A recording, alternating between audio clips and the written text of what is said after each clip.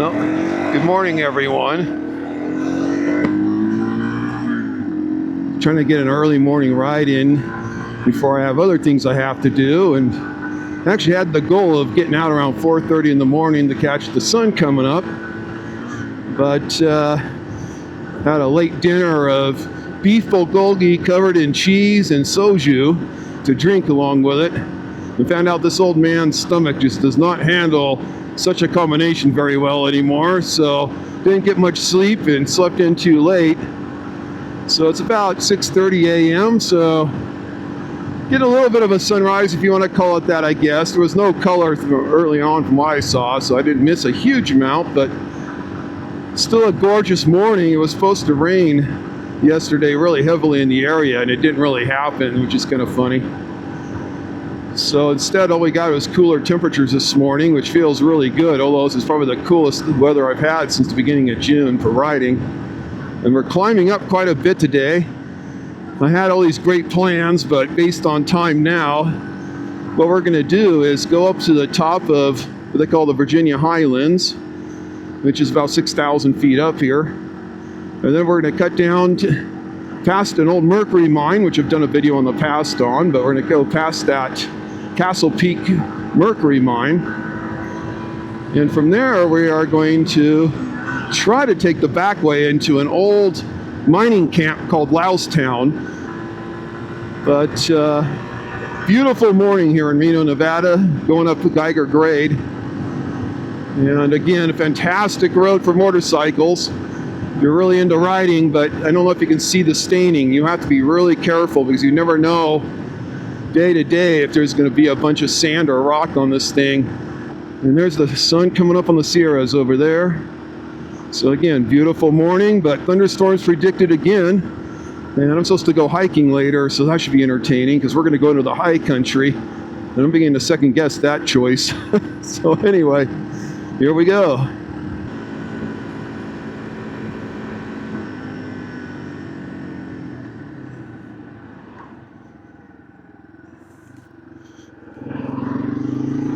So this is Lotus Road. It climbs up into the Virginia Highlands. It's sort of a back way in. The road's not very well maintained, but it's a fire exit in case they ever have a big fire up there. Personally, I think this should be in a lot better shape if they plan on exiting a lot of people, but for motorcycles, it's just a great way to get back into here. And it's scenic too.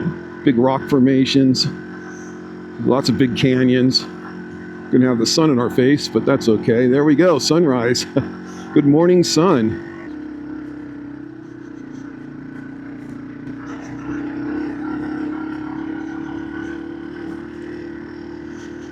I don't know if it even shows up on this camera at all, but this road climbs like crazy. It's got a very short distance and a lot of elevation to gain.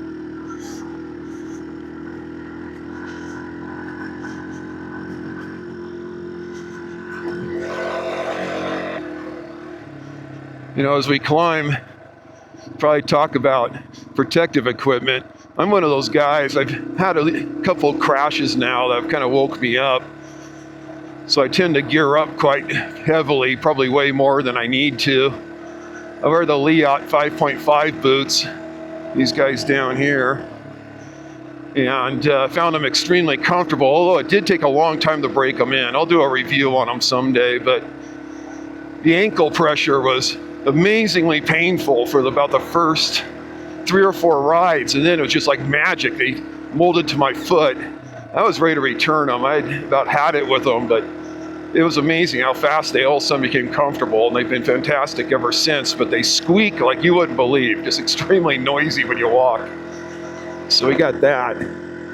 And so when I had the crash at T-Dub Fest, which luckily didn't take me out completely, I was wearing Fly brand elbow guards, and they did not have sliders on them. And so when I hit the ground, it stopped me from breaking my arm, I think. I hit the ground hard. I said 30 miles an hour, maybe actually faster. I was trying to keep up with a group that was a much faster riding group than me. And I completely effed it up. It was 100% my fault. I panicked when I disappeared over a drop and I couldn't see anything through the dust. So I tried turning. I saw an exit out next to it, tried taking that, and it was a huge mistake.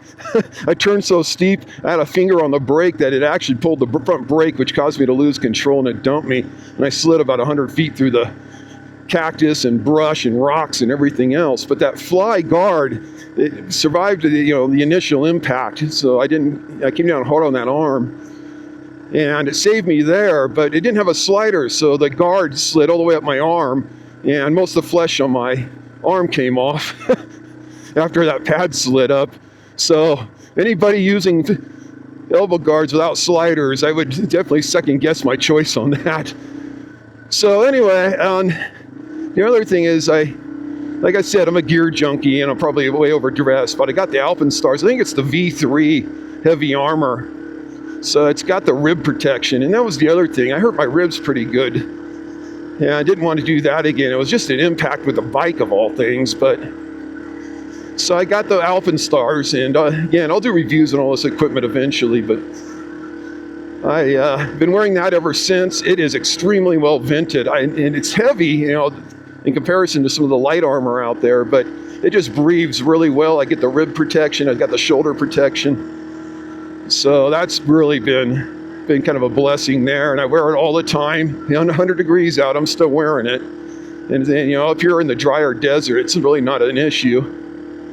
And then on my knees, I was wearing the Fox D30, I think they call it, shin and knee guards, and they were absolute crap.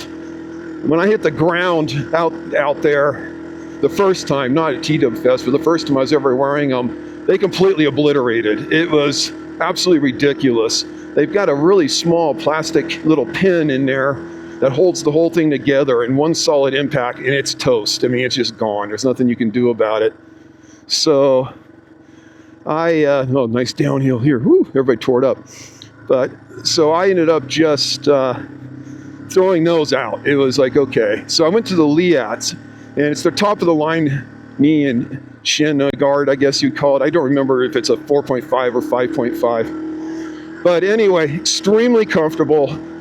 I survived the TW Fest crash with nothing more than some big gouges that actually went through my pants without hurting the pants, which was kind of funny. But they are extremely comfortable. I wear them under my pants against my bare knees. I mean, and they don't rub, I don't get sores. They hold together well, they're extremely protective. I just slide them inside the boot. And they've been wonderful. So far, I don't know how many ground impacts they've had, because again, I'm a lousy rider and hit the ground a lot, usually at really low speeds. But they've done very well. I was trying to think what else. So I got the Fox, I think they're Ranger pants, the mesh ones on right now, the summer ones.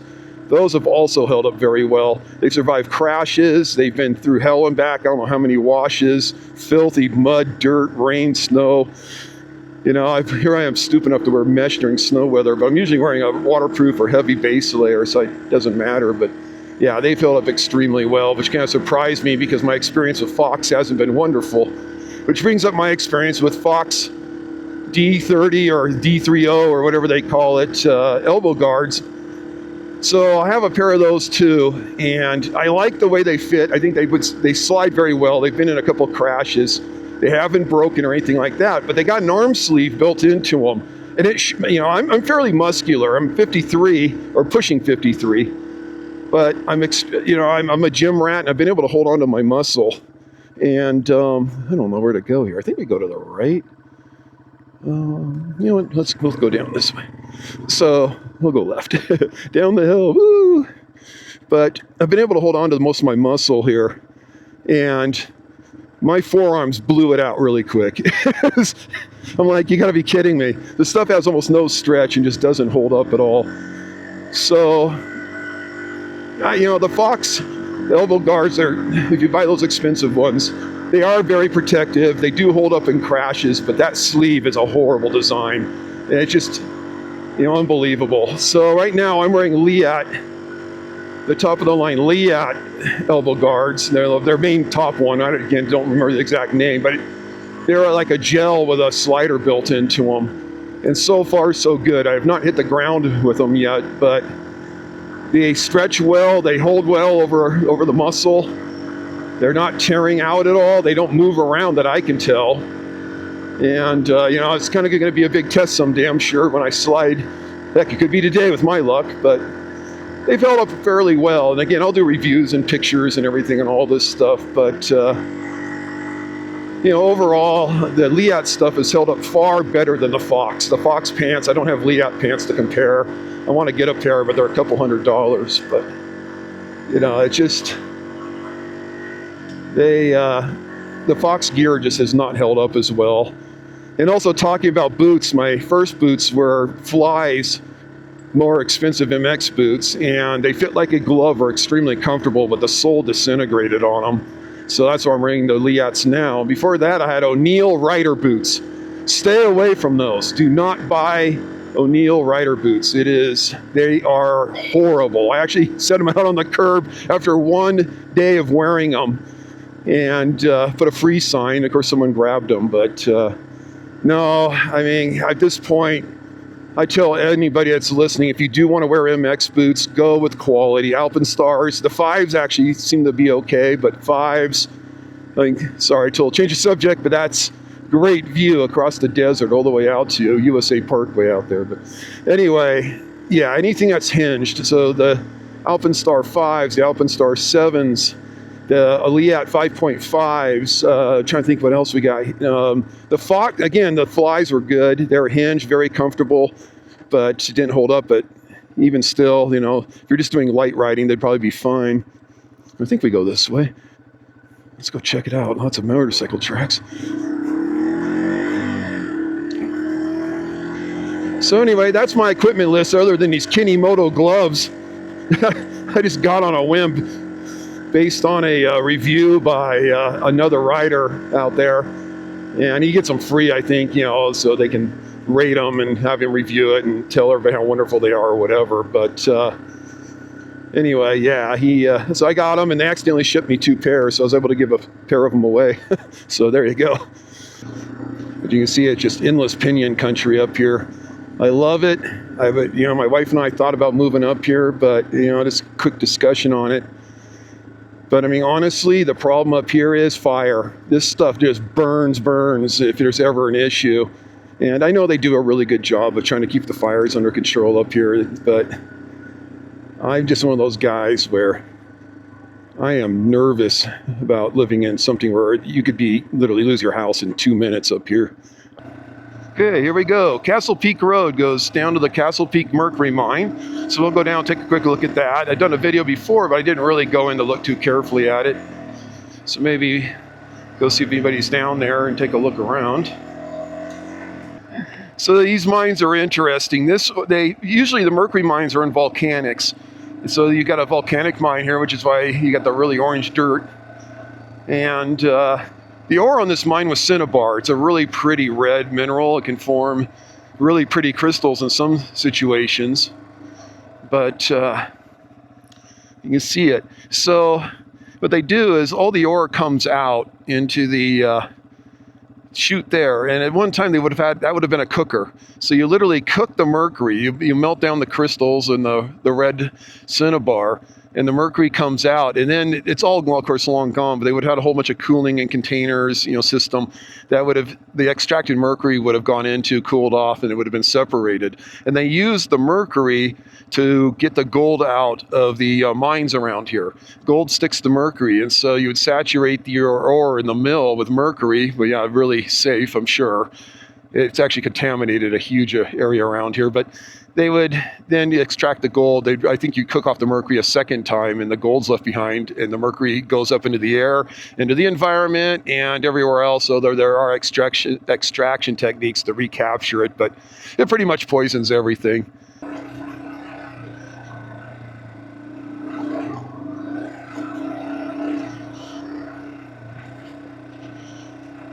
These old mine roads are something else. Ran them up these super narrow canyons. We're lucky enough this one hasn't washed out. So many of them around here. The flash floods over the years have just eaten them away into nothing. You can't even get up and down them anymore. Let's see, what do they do here? Whew. Talking about water wash, there you go. I gotta get on the right. Woo! Yeah. Yeah, here's a kind of an example of what the flash floods do around here. The road's here technically, but those are big rocks. We should be okay unless it's washed out in the creek down here. I just never know which side to take. Great T-dub riding country, but it's slow.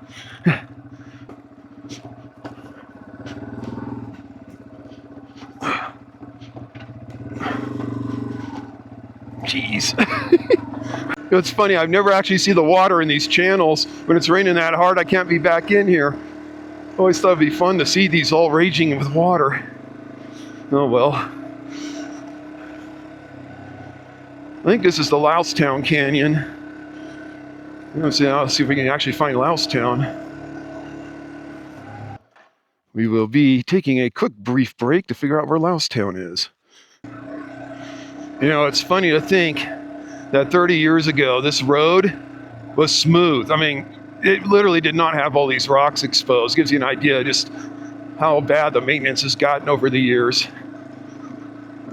I really thought this road was going to be a good road. Little did I know.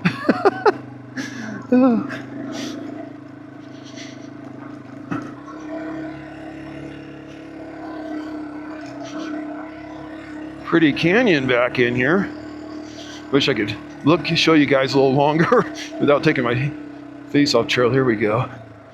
Kind of gives you an idea. Giant basalt flows, basalt columns all breaking down. It's not the octagonal ones that are so cool, but or it's hexagonal. Maybe it's hexagonal on basalt. But anyway, and I always say anyway way too many times. But well, I know I've been complaining a lot to my wife that I haven't been getting enough hours on the bike, and that my riding skills have gone down something horrible. And so if nothing else, this is definitely getting the training in. This is just non-stop baby heads and loose rock. Great training, but I'm getting my butt beat to death. We're not talking about suspension on this thing. Oh my gosh. Maybe it's time for that Bradley performance upgrade. Oh, we're getting up and away though. Jeez. Opening up into the high country, if you want to call it that, about 6,000 up here. I'm actually not heading in the direction that I want to go. We're heading due west. I wanted to head due north. So, as usual, I'm completely not where I want to be, or think I am, or something. Oh my gosh, these baby heads. Seriously, can I get a few minutes of a break on my rear end?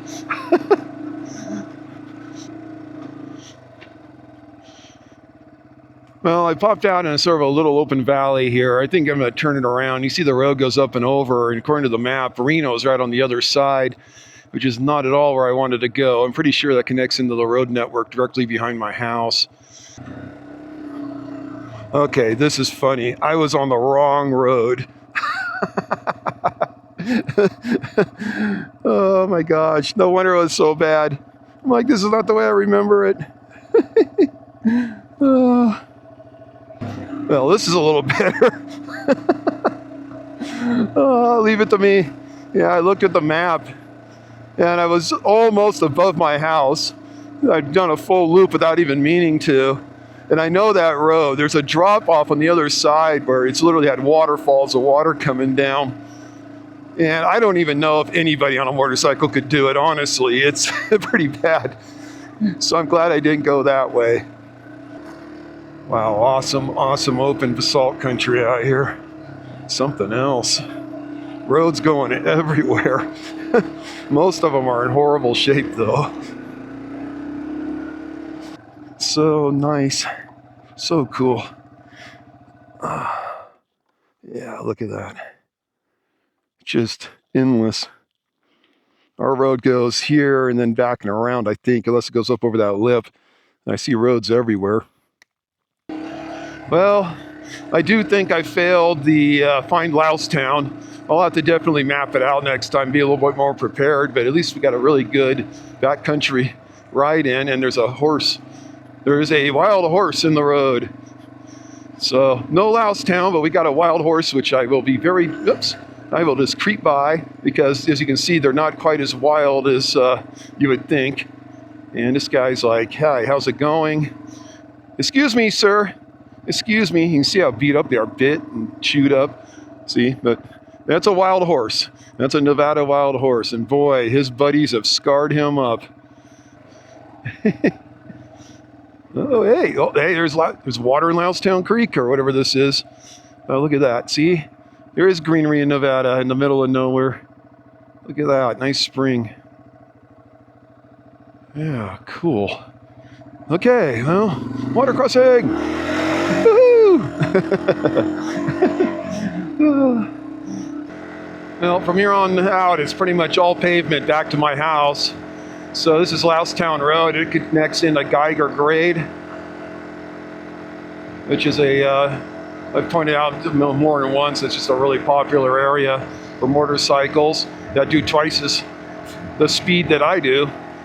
But anyway, from this point on, I just paved through the Pinions, and once we get to Geiger, we get some incredible views down the mountain. But thank you everybody for just coming along on yet another adventure, or I should say misadventure, since I never found Loustown. Or I think I did. I think it was back in those trees where the water crossing was, but I'm definitely going to get the old maps out, the old paper maps that have it marked, and see if I can find it on the next adventure up here. But at least we got to see some beautiful desert country and some crazy roads that were kind of messy but fun.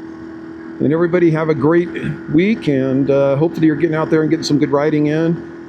And all I can say is TWs are one heck of a fun bike, and if you have one, great. If not, if you like slow, and remember, very slow, I would definitely recommend getting a TW200 because it'll take you places you can't believe.